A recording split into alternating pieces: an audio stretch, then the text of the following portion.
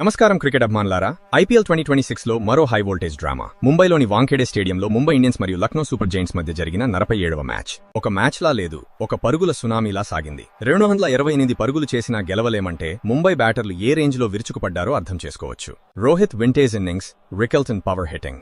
ఈ రోజు వీడియోలో ఈ థ్రిల్లింగ్ మ్యాచ్ ఫుల్ హైలైట్స్ చూడబోతున్నాం. స్కిప్ చేయకుండా చివరి వరకు చూడండి. టాస్ గెలిచిన ముంబై మొదట బౌలింగ్ ఎంచుకుంది.